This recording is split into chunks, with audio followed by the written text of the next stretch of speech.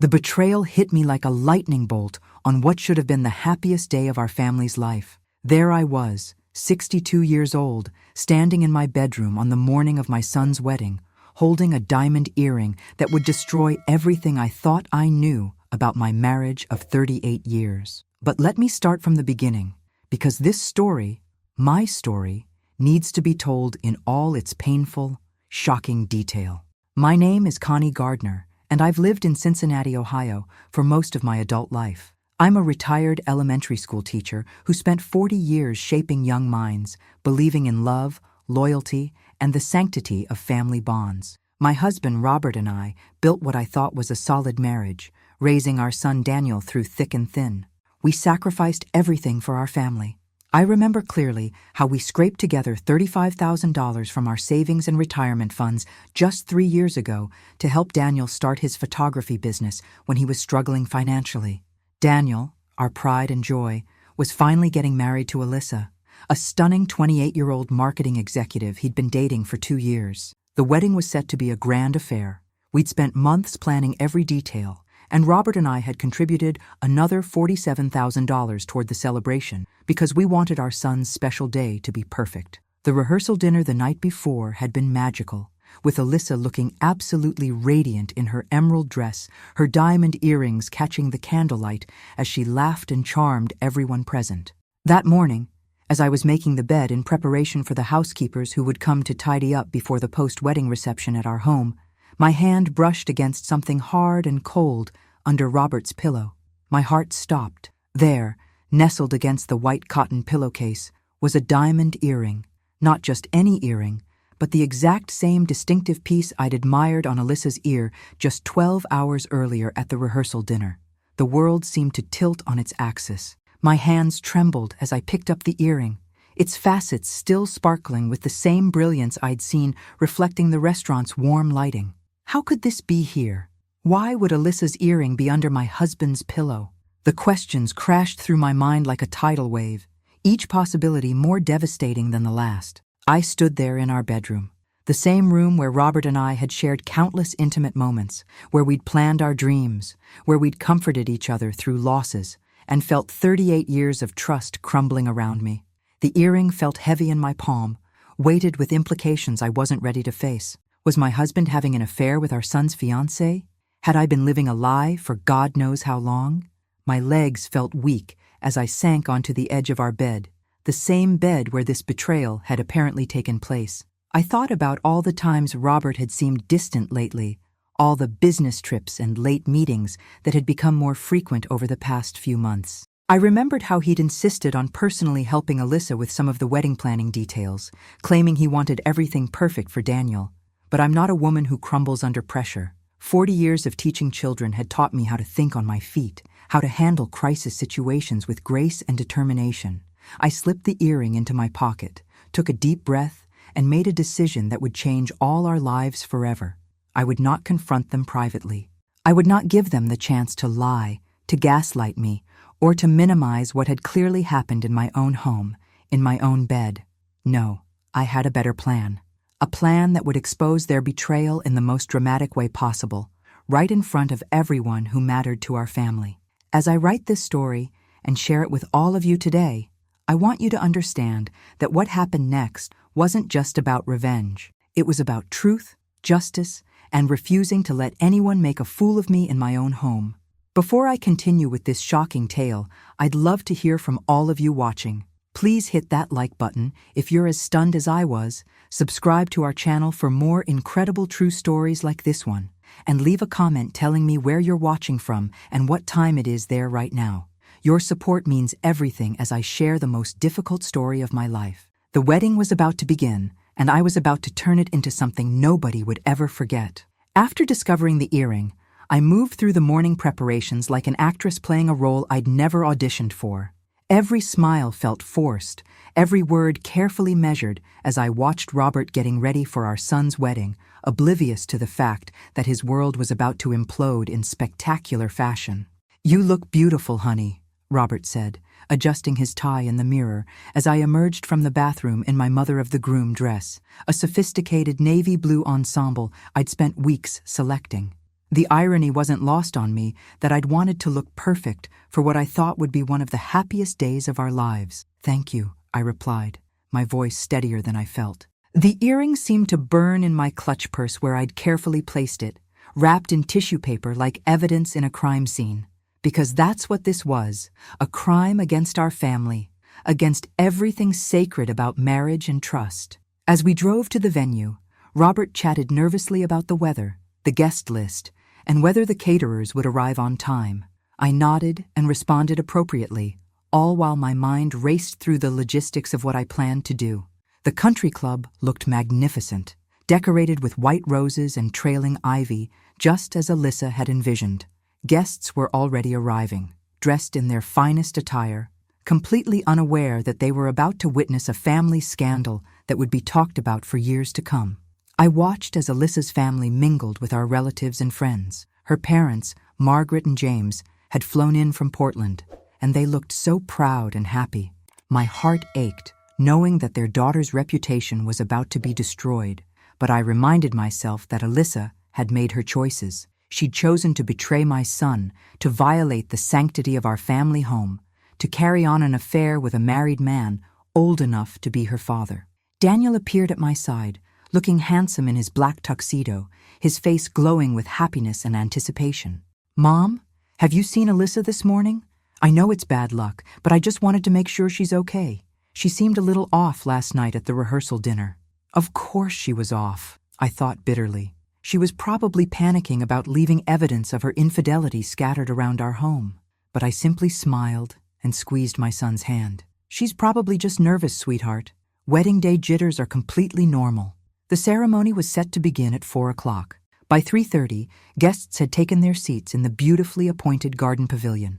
I found myself studying faces, wondering how many of these people might already know about the affair. Had Robert and Alyssa been careless? Had they been seen together? Were there whispered conversations and knowing glances that I'd been too trusting to notice? From my seat in the front row, I had a perfect view of the altar where Daniel stood waiting, his best man beside him. Robert sat next to me, occasionally reaching over to squeeze my hand, completely unaware that each touch felt like a lie. The string quartet began playing the processional music, and I watched as the wedding party made their entrance.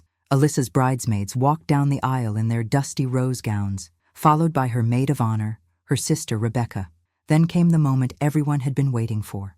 The music swelled, guests rose to their feet, and there she was, Alyssa, radiant in her ivory silk gown, her veil flowing behind her like a cloud. And there, glinting in her earlobes, was the matching earring to the one burning a hole in my purse. She walked down the aisle with such confidence, such apparent joy. If I hadn't found that earring, if I didn't know what I knew, I would have been moved to tears by the sight of this beautiful young woman about to marry my beloved son. Instead, I felt a cold fury building in my chest as she approached the altar. The officiant, Reverend Morrison, welcomed everyone and began the ceremony with words about love, commitment, and the sacred bonds of marriage. Each word felt like a mockery. When he spoke about forsaking all others and remaining faithful, I saw Robert shift uncomfortably in his seat. Did he have a conscience after all, or was he simply worried about getting caught? "Dearly beloved," Reverend Morrison continued, "we are gathered here today to witness the union of Daniel and Alyssa in holy matrimony. Marriage is not to be entered into lightly, but with reverence and honor. If there is anyone here who knows of any reason why these two should not be wed, let them speak now or forever hold their peace." This was my moment. The traditional pause that most people treat as ceremonial was about to become very real. I could feel my heart pounding as I slowly stood up, the earring clutched tightly in my hand. The pavilion fell completely silent. Every eye turned to me, confused expressions on faces that had expected this part of the ceremony to pass without incident. "Actually," I said, my voice carrying clearly across the suddenly quiet garden, "I have something very important to say." Daniel's face went from confusion to alarm. "Mom, what are you doing?" But I was already moving toward the altar, the earring held high for everyone to see. "I think everyone here needs to know what kind of woman my son is about to marry." The gasps and murmurs began immediately, but I wasn't finished, not by a long shot. "Does anyone recognize this?" I called out, holding the diamond earring high above my head so every single guest could see it gleaming in the afternoon sunlight. The pavilion erupted in confused whispers and shocked gasps as 300 wedding guests tried to process what was happening. Alyssa's face drained of all color, her bouquet trembling in her hands. Her free hand instinctively went to her ear, touching the matching earring that was still there. Robert had gone completely pale, his mouth opening and closing like a fish gasping for air. I could see him calculating, trying to figure out how to talk his way out of this, but there would be no escape this time. "This earring," I continued, my voice growing stronger with each word, "was under my husband's pillow this morning. The same earring that Alyssa wore to last night's rehearsal dinner. The same earring she's wearing the match to right now." The silence that followed was deafening. You could have heard a pin drop in that pavilion. Daniel stood frozen at the altar, his face cycling through confusion, disbelief, and dawning horror as the implications of my words sank in. "Connie, please!" Robert finally found his voice, standing up and reaching toward me. "Let's discuss this privately. This isn't the place." "Isn't the place?" I whirled on him, years of suppressed anger and hurt finally erupting. "Our bedroom wasn't the place either, Robert. Our home wasn't the place. But that didn't stop you, did it?" Alyssa finally spoke, her voice barely a whisper. "Mrs. Gardner, I can explain." "Oh, I'm sure you can," I shot back. "I'm sure you have a perfectly reasonable explanation for how your jewelry ended up in my marital bed. Please, enlighten us all. 300 people are waiting to hear this." Daniel stepped forward, his voice cracking with emotion. "Mom, what are you saying? Are you saying that Dad and Alyssa, that they—" He couldn't even finish the sentence. "I'm saying that your father and your fiancée have been having an affair," I stated clearly, my words carrying across the stunned pavilion. "I'm saying that while you were planning your future with this woman, she was sleeping with your father in our home." The reaction was immediate and explosive. Alyssa's mother Margaret screamed and nearly fainted, caught by her husband James, who looked murderous. Daniel's best man grabbed him as his knees buckled. Guests began talking all at once, some standing up to get a better view, others pulling out their phones to record this unprecedented wedding disaster. "That's not true!" Alyssa cried, but her voice lacked conviction. It was only one time. It didn't mean anything." The pavilion fell silent again as everyone absorbed this admission. "Just like that," she'd confessed. There was no taking it back now. Daniel's voice was barely recognizable when he spoke. "One time? One time?" His laugh was harsh and broken. "How is there even a one time, Alyssa? He's my father." Robert finally stepped forward, his face ashen. "Son, let me explain. It was a mistake, a terrible mistake. I never meant for it to happen. I love your mother. I love our family." "You love our family?" Daniel's voice rose to a shout. "You love our family so much that you slept with my fiancé? In my mother's bed?" The chaos was building now. Several guests were crying. Others were arguing among themselves. Alyssa's father, James, was being held back by 2 groomsmen as he tried to lunge toward Robert, shouting obscenities. The wedding photographer, ironically enough Daniel's business partner, was still taking pictures, documenting this family's destruction for posterity. I stood in the center of it all, feeling strangely calm for the first time in 24 hours. The truth was finally out. The lies and betrayal were exposed for everyone to see. But I wasn't finished yet. "Do you want to know the real tragedy here?" I asked, my voice cutting through the chaos. "It's not just that my husband of 38 years betrayed me. It's not just that this woman betrayed my son on the eve of their wedding. It's that we trusted them both completely. We opened our home, our hearts, our bank account. We spent $47,000 on this wedding, believing we were celebrating love and commitment." I turned to face Alyssa directly. "We welcomed you into our family. We treated you like a daughter. And this is how you repay us?" Alyssa was crying now, her carefully applied makeup running down her face. "I'm sorry," she whispered. "I'm so sorry. It was just, he was so kind to me, so understanding when Daniel was stressed about work. It just happened." "It just happened," Daniel roared.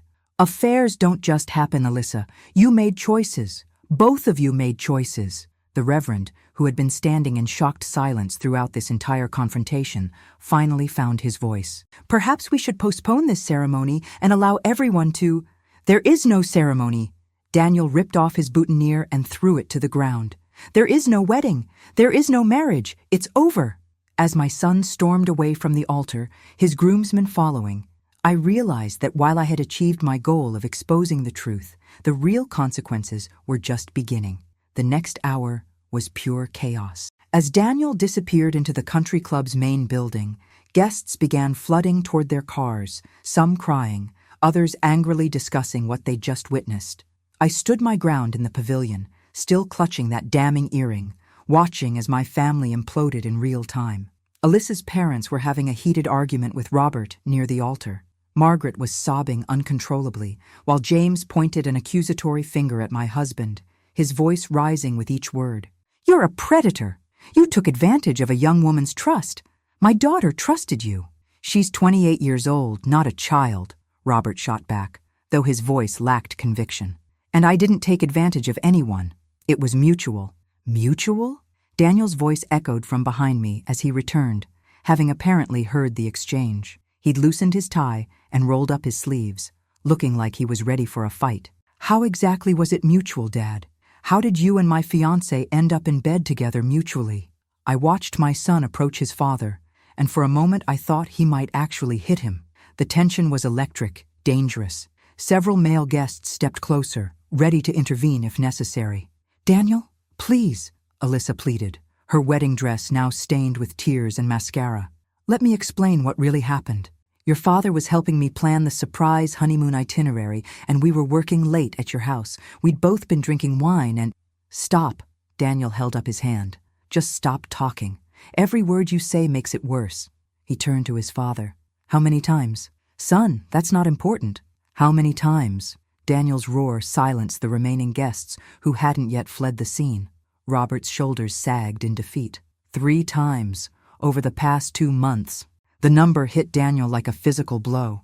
He staggered backward, and I instinctively moved toward him, my maternal instincts overriding everything else. 3 times, he repeated quietly. 3 times you chose to betray your son. 3 times you chose to destroy our family. I looked around at the wreckage of what should have been a beautiful celebration. The flower arrangements still looked perfect, the white roses and ivy creating a romantic backdrop for this family tragedy. The string quartet had long since packed up and left, but their music stands remained, a testament to how quickly love could turn to devastation. "Connie," Robert approached me cautiously, as if I were a dangerous animal he was afraid to provoke. "We need to talk about this privately. All these people don't need to see our family business." "Our family business?" I laughed harshly. "Robert, you made this everyone's business the moment you decided to sleep with our son's fiancée. You think I'm going to protect your reputation now? You think I'm going to help you save face after what you've done?" "I made a mistake," he pleaded. "A terrible mistake. But we can work through this. We can get counseling. We can what?" I interrupted. "We can pretend that you didn't violate every vow we ever made. We can pretend that you didn't betray our son in the most devastating way possible. We can pretend that our marriage means something after you threw it away for a few nights with a woman young enough to be your daughter." By now, most of the guests had left, but Daniel's groomsmen remained, forming a protective circle around him. His best man, Marcus, kept shooting murderous looks at Robert, clearly struggling with his own desire for violence. The financial reality of this disaster began to hit me as well.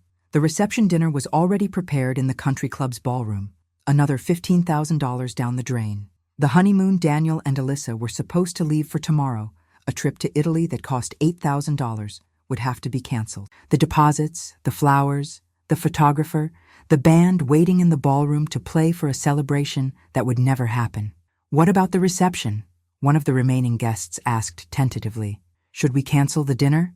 I looked at this person, Robert's cousin Linda, who'd driven 6 hours from Cleveland to attend, and felt a sudden, overwhelming exhaustion. "Yes," I said quietly. "Cancel everything. Send everyone home. This celebration is over." Daniel was standing alone now, his groomsmen having stepped back to give him space to process. He was staring at his father with an expression I'd never seen before, a mixture of disgust, betrayal, and profound sadness. "Dad," he said quietly, "I need you to understand something. This isn't just about you cheating on Mom.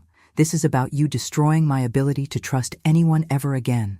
How am I supposed to believe in love, in marriage, in family, when the man who was supposed to be my role model turned out to be capable of this? Robert's face crumpled. Daniel, please, I love you. You're my son. I never wanted to hurt you. But you did hurt me, Daniel replied. You hurt me in ways I'm not sure I'll ever recover from. And the worst part? You hurt Mom too. After everything she's done for our family, after all the sacrifices she's made, this is how you repay her? All eyes turned to me then, and I realized that everyone was waiting to see what I would do next. Would I forgive? Would I fight? Would I crumble under the weight of this betrayal? They were about to find out exactly what kind of woman they were dealing with. As the last of the regular wedding guests departed, leaving only immediate family and a few close friends, I found myself standing in the empty pavilion facing the three people who had just destroyed my world. The afternoon sun was beginning to set, casting long shadows across the scene of our family's devastation. I want both of you out of my house, I said firmly, looking directly at Robert and Alyssa. Tonight. I don't care where you go or what arrangements you make, but you're not sleeping under my roof ever again. Connie, please be reasonable. Robert stepped toward me. We need to discuss this like adults. The house is in both our names, and we'll let the lawyers sort that out. I cut him off. But tonight, you pack a bag and you leave. Consider it the least you can do after what you've put Daniel and me through. Alyssa, who had been silent for several minutes, finally found her voice. Mrs. Gardner, I know you hate me right now and I understand why, but I want you to know that I really did love Daniel. I still do love him. The audacity of her statement left me speechless for a moment. Daniel, however, had no such problem. You loved me? He said incredulously.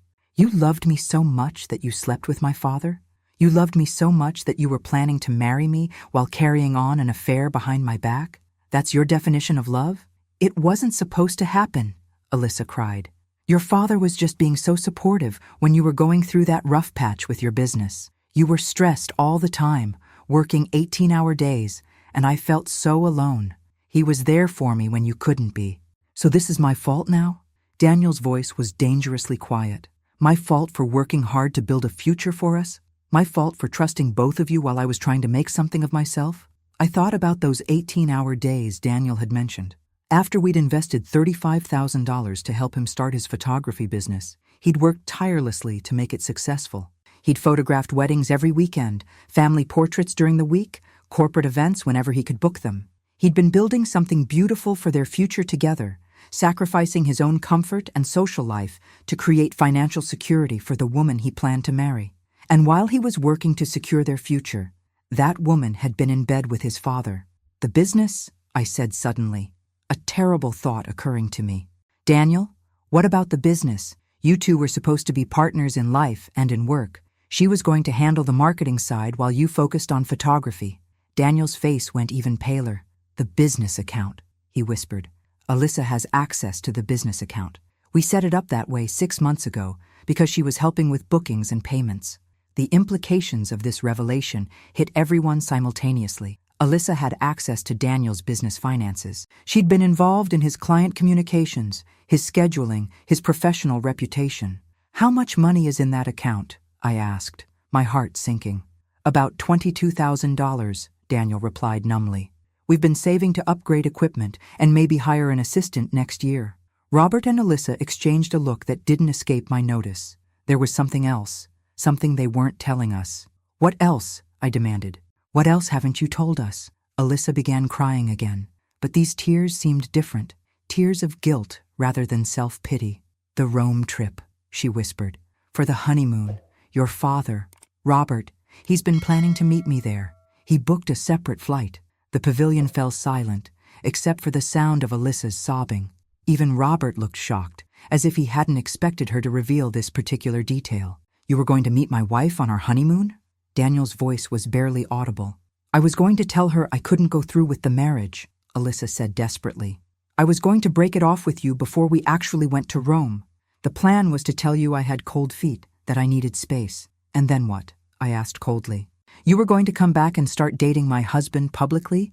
You thought you could just transition from being my daughter-in-law to being my replacement? We hadn't thought that far ahead, Robert admitted, his voice hollow.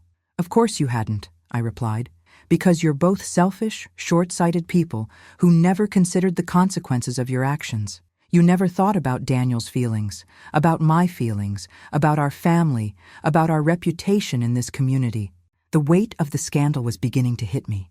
Cincinnati wasn't that big a city, especially in our social circles. The story of the wedding that ended in an affair revelation would spread like wildfire. Our friends, our neighbors, our church community, everyone would be talking about this for months, maybe years. But you know what? I realized I didn't care about the gossip. I cared about justice. I cared about making sure that Robert and Alyssa faced real consequences for their betrayal. And I was just getting started. "Here's what's going to happen," I announced, my voice growing stronger and more determined with each word.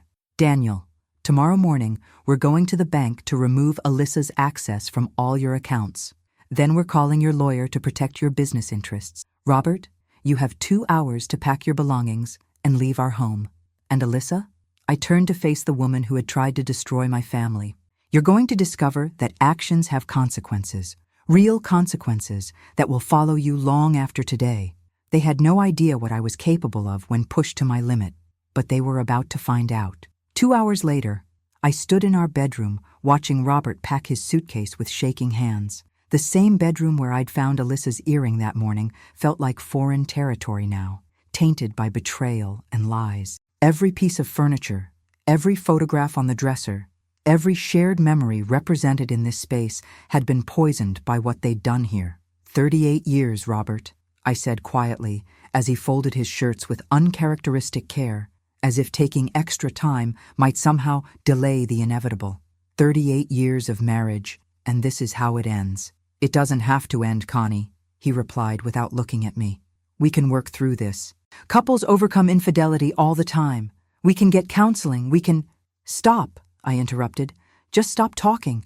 You keep saying we can do things, but there is no we anymore. You destroyed we the moment you decided our marriage vows meant nothing." He finally looked up at me then, and I was shocked to see tears in his eyes. In nearly 4 decades together, I'd seen Robert cry exactly 3 times: when his mother died, when Daniel was born, and when he got laid off from his engineering job 15 years ago. This was different, though. These weren't tears of grief or joy or fear. These were tears of a man who had finally grasped the magnitude of what he'd lost. "I know I made a terrible mistake," he said, "the worst mistake of my life. But I'm begging you, please don't throw away our entire marriage over this." I sat down on the edge of our bed, the same bed where they'd betrayed not just me, but our son, our family, everything sacred about the bonds we'd built together. "Robert, do you understand what you've done? Really understand it? This isn't just about you having an affair.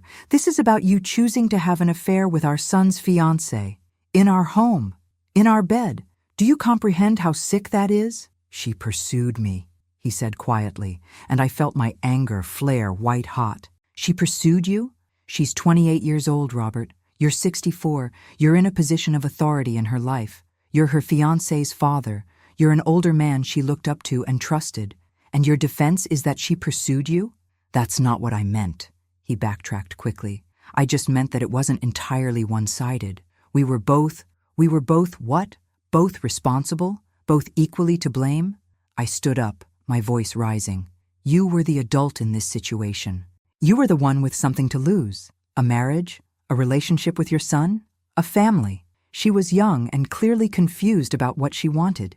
You should have been the one with enough sense and decency to shut it down."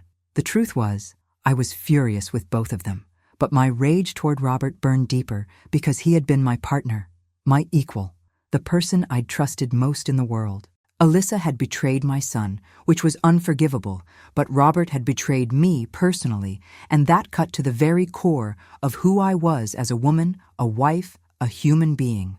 "Where will you go?" I asked, not because I cared about his comfort, but because I needed to know for practical reasons. "I'll stay at the Hampton Inn for now, until I can figure out something more permanent," he said. "Connie, about the house, about our finances, we'll let the lawyers handle everything," I cut him off. "Don't try to discuss money or property or anything else with me directly. From now on, everything goes through attorneys." He zipped up his suitcase and stood there for a moment, looking around the bedroom we'd shared for so many years. I know you don't want to hear this, but I do love you. I've always loved you. What happened with Alyssa, it didn't mean anything. If it didn't mean anything, I replied coldly, then you threw away our marriage for nothing, which somehow makes it even worse. After Robert left, I called Daniel to check on him. He was staying at his best friend Marcus's apartment, trying to process the destruction of his wedding day, his engagement, and his relationship with his father all at once. How are you holding up, sweetheart? I asked, though it was a ridiculous question given the circumstances. I keep thinking I'm going to wake up and this will all be some horrible nightmare, he said, his voice hollow. This morning I was getting married to the woman I thought I'd spend my life with. Tonight I'm homeless and single, and I don't even know who to trust anymore. You can trust me, I said firmly. You will always be able to trust me. I will never, ever betray you the way they did. I know, Mom. You're the only person in this whole mess who didn't lie to me. After we hung up, I sat alone in my house for the first time in decades, and I realized something important. I wasn't broken. I was angry. I was hurt. I was devastated by the betrayal, but I wasn't broken. If anything, I felt a strange sense of clarity, as if a fog had been lifted from my life. For too many years, I'd been accommodating, trusting, putting other people's needs before my own. I'd been the supportive wife, the loving mother, the woman who made sacrifices and compromises to keep everyone else happy. That woman was gone now. What they'd done to me had killed her as surely as if they'd put a bullet in her heart. The woman who remained was someone they'd never met before, someone who wouldn't back down, wouldn't compromise, wouldn't forgive, and forget for the sake of keeping the peace. They were about to meet this new version of me, and I didn't think they were going to like her very much. The next morning, I woke up with a clarity of purpose I hadn't felt in years. After a sleepless night spent alternating between tears and rage, I'd made several important decisions about how to handle this situation. Robert and Alyssa thought they could destroy my family and move on with their lives as if nothing had happened. They were very, very wrong. My first call was to Janet Morrison, the best divorce attorney in Cincinnati. I'd known Janet socially for years through our church, and I knew she had a reputation for being absolutely ruthless when her clients had been wronged. Connie, I heard about what happened yesterday, Janet said when I reached her. News traveled fast in our circles. I'm so sorry you're going through this. I'm not looking for sympathy, Janet. I'm looking for justice. I want to take Robert for everything he's worth, and I want to make sure he and that woman face consequences for what they've done. Tell me everything, she said, and I could hear her shifting into professional mode.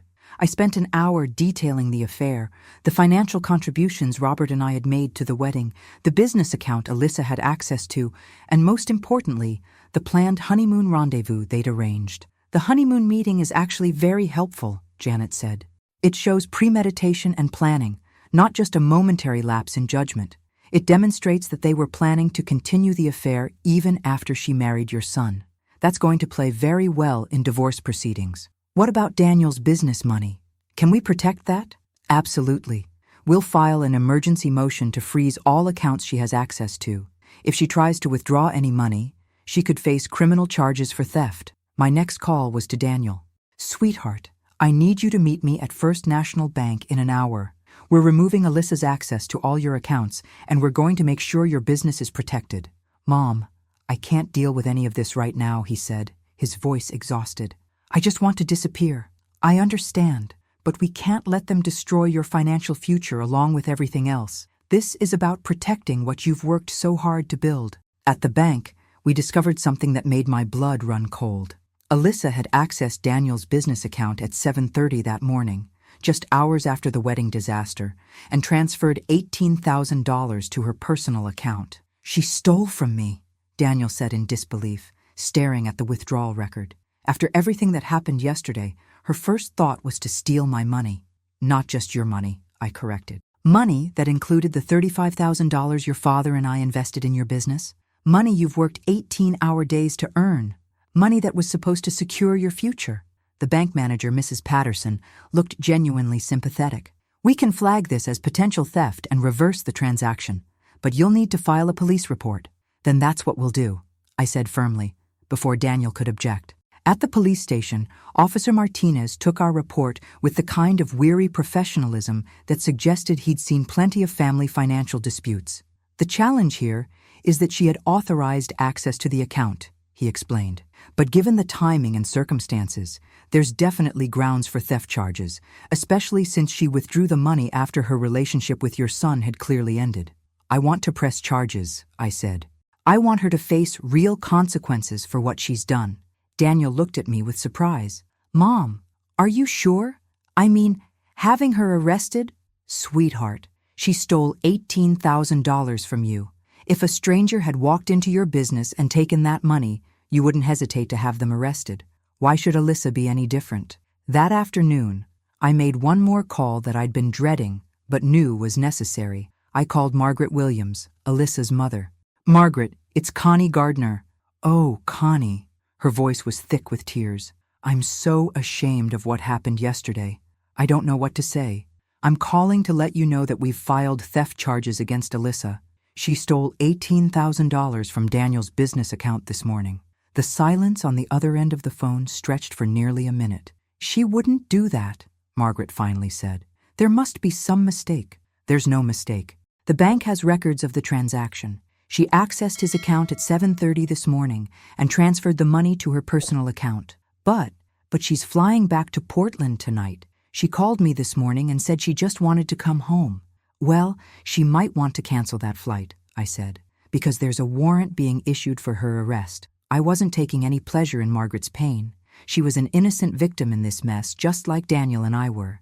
But I needed her to understand that this wasn't just going to go away, that there would be real consequences for what her daughter had done. Connie, please, can't we work this out privately?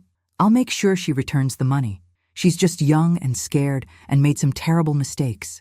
Margaret, your daughter didn't just make mistakes. She made calculated choices. She chose to have an affair with my husband.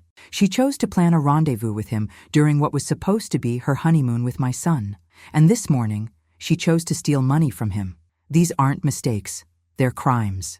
When I hung up the phone, I felt a grim satisfaction. For the first time since finding that earring, I felt like I was taking control of the situation instead of just reacting to it. Robert and Alyssa had thought they could destroy my family and walk away unscathed. They were about to learn that the quiet, accommodating woman they thought they knew was gone forever. The real fight was just beginning. 3 days after the wedding disaster, I was sitting in Janet Morrison's law office reviewing the divorce papers when her secretary buzzed in with urgent news. Mrs. Morrison, Alyssa Reynolds was just arrested at Cincinnati Airport. She was trying to board a flight to Portland when the warrant caught up with her. I felt a surge of satisfaction that surprised me with its intensity. Good, I said simply. Janet looked up from the documents we'd been reviewing. This is actually excellent for our case, Connie. It shows consciousness of guilt. She was literally trying to flee the jurisdiction after stealing from your son. The arrest made the local news that evening. Channel 12 ran a story about the wedding day scandal that had now escalated to criminal charges. Seeing Alyssa's mug shot on television, her hair disheveled, her eyes red from crying, wearing the same clothes she'd tried to flee in, gave me a sense of justice I hadn't expected. My phone started ringing immediately after the news broadcast. Friends from church, neighbors, former colleagues, everyone wanted to know if the story was true. I gave them all the same response. Yes, it's true, and I'm handling it through my attorney.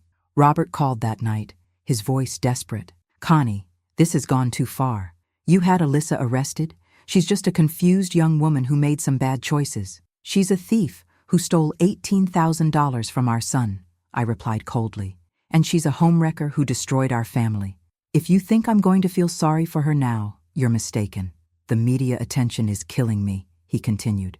My colleagues at the engineering firm are asking questions. My boss called me into his office today. This could affect my job. Your job? I laughed harshly. Robert, you're worried about your job. You destroyed our marriage, you betrayed our son, and you're concerned about your professional reputation? I have to work, Connie. I have to pay the bills, and now I have legal fees on top of everything else. That's when I delivered the news I'd been saving for this moment. Actually, you might not need to worry about bills much longer. Janet filed a motion to freeze all our joint accounts pending the divorce settlement. As of this afternoon, you don't have access to any of our shared assets. The silence on the phone was deafening. You can't do that. I need money to live. You should have thought about that before you decided to throw away our marriage. Janet says the judge was very sympathetic to my situation, especially given the circumstances of your infidelity. Apparently, adultery with your son's fiancée is considered particularly egregious behavior. This is vindictive, Robert said. This isn't like you. You're right, I agreed. The old me would have tried to handle this quietly, would have worried about protecting your reputation and keeping the family together at any cost. But the old me is gone, Robert. You killed her.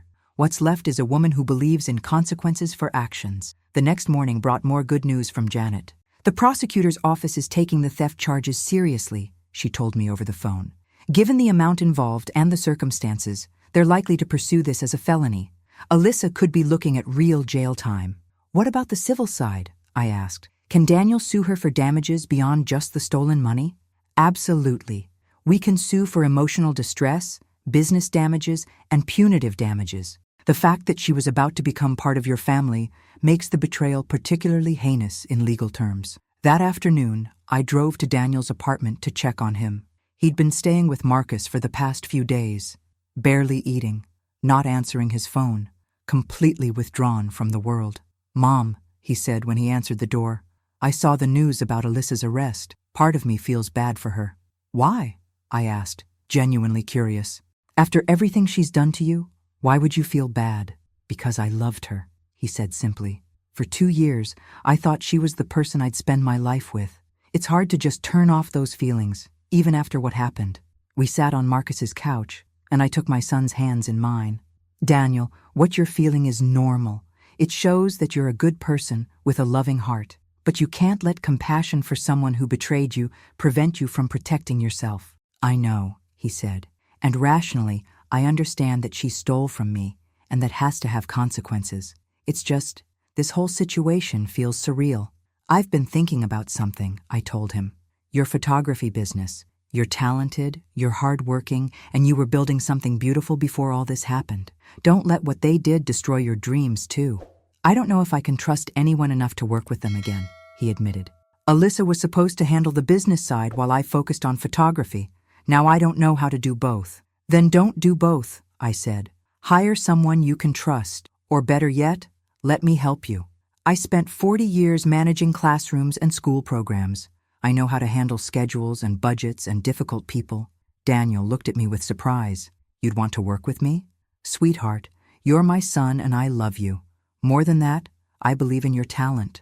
If working together helps you rebuild your business and gives me a sense of purpose during this difficult time, then it benefits both of us."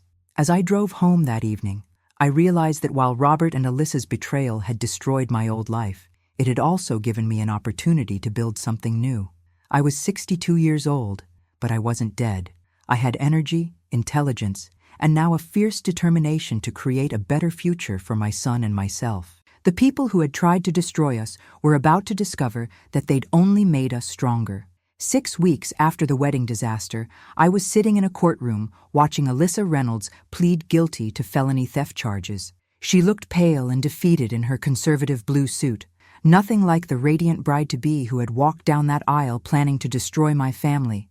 The judge, the Honorable Patricia Coleman, was not sympathetic. "Ms. Reynolds, you stole $18,000 from a man you claimed to love, money that represented not just his savings, but his family's investment in his future. This theft occurred just hours after you betrayed him in the most personal way possible. This court views your actions as particularly reprehensible." Alyssa was sentenced to 2 years in prison, with the possibility of parole after 18 months if she completed a financial crimes rehabilitation program. She was also ordered to pay full restitution plus damages, bringing the total judgment to $34,000. As we left the courthouse, Daniel walked beside me with a mixture of relief and sadness on his face. "It's really over now, isn't it?" "This part is," I replied, "but the best part is just beginning." I wasn't exaggerating. In the 6 weeks since that horrible wedding day, Daniel and I had rebuilt his photography business from the ground up. I'd thrown myself into learning about marketing, social media, and business management with the same intensity I'd once brought to teaching. Together, we'd created Gardner & Son Photography, with me handling the business operations while Daniel focused on his artistic vision. Our first major booking had been a vindication shoot. A couple whose original wedding photographer had canceled last minute needed someone immediately. Daniel's work was so beautiful, so emotional and authentic, that they referred us to 3 other couples within a week. Word spread quickly about the talented photographer and his dedicated business manager who treated every client like family. "I never thought I'd say this," Daniel told me as we reviewed the month's bookings, "but I think the business is actually stronger now than it was before." He was right. Without the distraction of planning a wedding and managing a complicated relationship, Daniel had poured his heart into his photography. His work had reached a new level of artistry, perhaps because he now understood pain and betrayal in ways that informed his ability to capture authentic human emotions. As for my divorce proceedings, they were going exactly as Janet had predicted. Robert's affair with our son's fiancée had so horrified the family court judge that my settlement was likely to be extremely favorable. I would keep the house, most of our savings, and my full pension, while Robert would be left with his 401k and whatever remained of his dignity. "He's been calling me," Daniel mentioned one afternoon as we worked on editing photos together. "Dad, I mean, he wants to have lunch, to talk about everything. How do you feel about that?" I asked carefully. I'd made a conscious decision not to poison Daniel's relationship with his father, even though Robert certainly deserved it. "I don't know," Daniel admitted. "Part of me misses him. He's still my dad, despite everything he did, but I'm not ready to forgive him yet. Maybe I never will be." "That's your choice to make," I told him, "and whatever you decide, I'll support you. Just remember that forgiveness isn't the same as trust. Even if you eventually forgive him, you don't have to trust him with important things in your life." The doorbell rang, interrupting our conversation. I went to answer it and found Margaret Williams, Alyssa's mother, standing on my porch with tears in her eyes. "Connie, could we please talk?" she asked. "I know you probably never want to see me again, but I need to apologize to you properly." I invited her in, curious about what she had to say. We sat in my living room, the same room where Alyssa had attended family dinners, where she'd opened Christmas presents, where I'd welcomed her as a future daughter-in-law. "I keep thinking about what I could have done differently," Margaret said. "Were there signs that Alyssa was capable of something like this? Did I fail as a mother somehow?" "Margaret, this isn't your fault," I said gently. "Alyssa made her own choices. She's an adult who knew right from wrong. I've been seeing her in prison," Margaret continued. "She's finally starting to understand the magnitude of what she destroyed. She asked me to tell you how sorry she is." "I appreciate that," I replied, "but I'm not ready to hear apologies from her. Maybe someday, but not now." "I understand. I also wanted you to know that I've liquidated some investments to help pay the restitution she owes Daniel. It's the least I can do." After Margaret left, Daniel and I talked about forgiveness, about moving forward, about the strange ways that terrible events can sometimes lead to unexpected gifts. "You know what's funny?" Daniel said. "I'm actually happier now than I was before the wedding. Not happy about what happened, but happy with who I am now, with what we're building together." "I feel the same way," I admitted. "It's as if I spent years playing a role, the accommodating wife, the woman who put everyone else's needs first, and now I finally get to be myself." That evening, as I sat alone in my house reviewing our business plans for the next quarter, I reflected on how much my life had changed. 6 weeks ago, I'd been preparing for my son's wedding, excited about welcoming a daughter-in-law into our family, planning for grandchildren and holiday gatherings. Now I was a business owner, a soon-to-be divorcee, a woman who had learned that she was stronger than she'd ever imagined possible. Robert and Alyssa had tried to destroy my family, but instead they'd freed me to become the person I was always meant to be. 1 year later, I stood in the same country club pavilion where my family had been destroyed, but this time I was there for a very different reason. Gardner and Son Photography had been hired to capture the Wilson Martinez wedding, and Daniel was setting up his equipment while I coordinated with the other vendors. "It feels strange being back here," Daniel said, as he adjusted his camera angle to capture the afternoon light streaming through the pavilion's windows. "Strange, but not sad," I replied. "This place doesn't have power over us anymore." He smiled at that, and I marveled at how much my son had grown in the past year. The betrayal that had nearly destroyed him had ultimately made him stronger, more empathetic, and somehow even more talented at capturing the authentic emotions of couples beginning their lives together.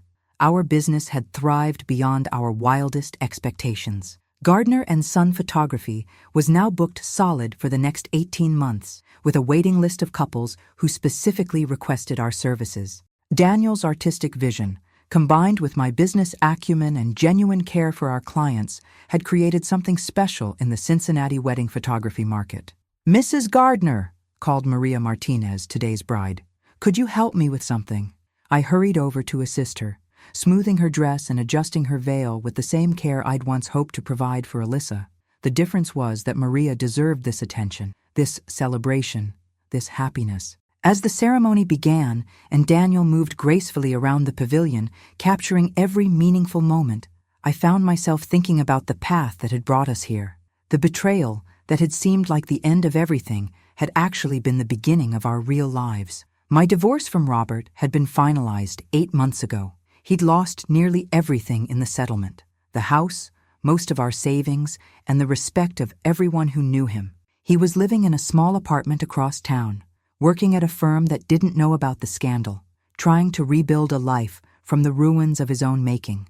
I felt no satisfaction in his downfall, but I felt no sympathy either. He had made his choices, and now he was living with the consequences. Alyssa had been released from prison 3 months ago after serving 15 months of her sentence. According to Margaret, she was living in Portland, working at a retail job and attending court-mandated counseling sessions. She would be paying restitution to Daniel for the next 5 years, monthly installments that served as a regular reminder of the price of betrayal. Daniel had surprised everyone, including himself, by eventually agreeing to have lunch with his father. They met once a month now, slowly rebuilding a relationship that would never be the same, but might eventually become something new. It was Daniel's choice, made on his own terms, and I respected it completely. As for me, I had discovered that life could begin again at 63 years old. Last month, I'd gone on my first date in 40 years, dinner with Frank Cardwell, a widowed man I'd met through church who appreciated both my business success and my no-nonsense approach to life. It was too early to know if it would lead to anything serious, but it was nice to remember that I was still a desirable woman with much to offer. "Mom," Daniel called softly, "look at this shot."